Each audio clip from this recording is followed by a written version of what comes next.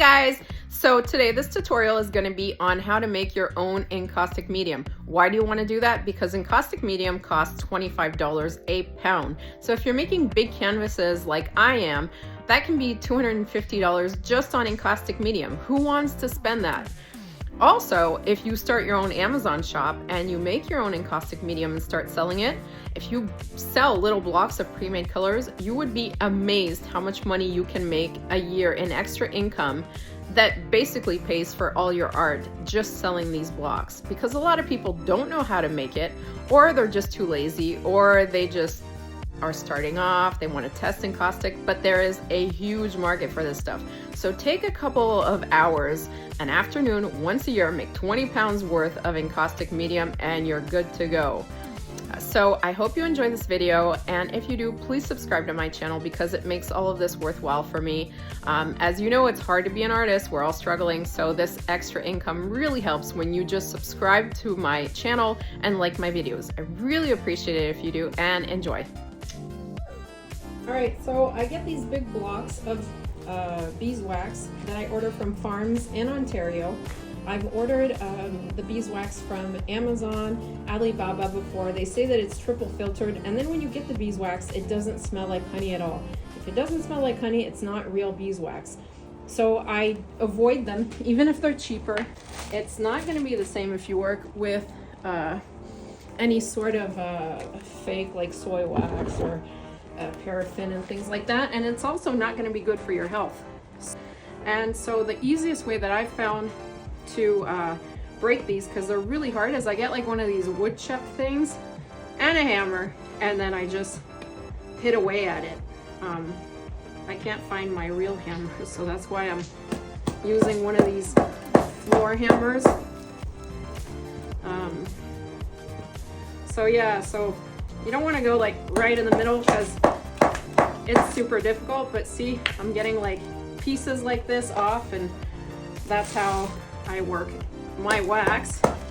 If you don't want to mix yourself, you could order blocks. I think R&F makes them, but it's gonna be way more expensive. It'll be like about like 30 bucks a block. And if you're making big artwork like me at 40 by 60 dimensions, you're gonna see that this is gonna get like super expensive to the point where you would have to sell your artwork for exuberant amounts of money, which most of us can't do until you become famous. So what you want is one of these little scales, and you need a ratio of 1/5 of the resin per quantity of wax.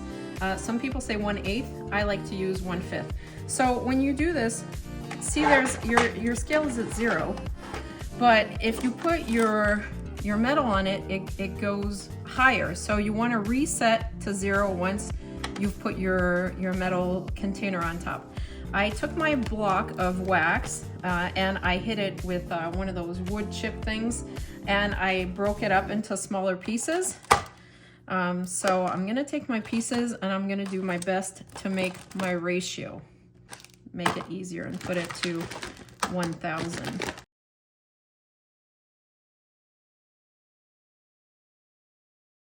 Now I have that good quantity, I have my ratio, so I'm gonna go and put these on my heating plate. Here I am working outside. This is my heating plate. I think I ordered this on Amazon and it works really well.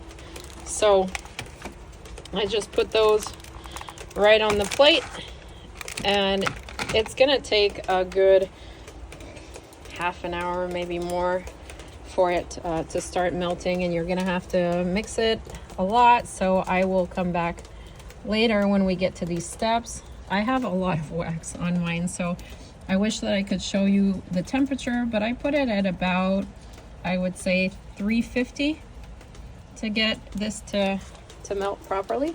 So that's step 1, and I will see you guys a little later once this is melted, so I can show you what to do. So once in a while you're gonna have to mix the resin a little bit.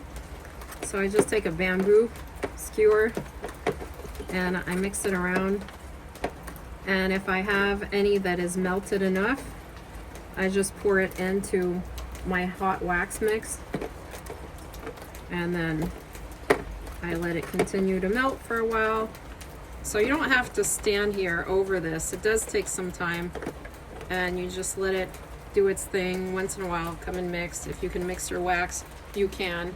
Right now, as you can see, it just hasn't melted enough for me to go ahead and do that, but it does take a while. This is a process. So once everything is melted and it's mixed, you're gonna want to filter it because the resin has little pieces of bark that you can see here on the bottom. And if you leave them in there, it's gonna go on your canvas and it's not gonna look that great. I mean, unless you're making a forest and trees and you actually wanna have the bark there. So what I do is I prepare smaller containers and I put cheesecloth over it, and then you're just going to pour that over the cheesecloth.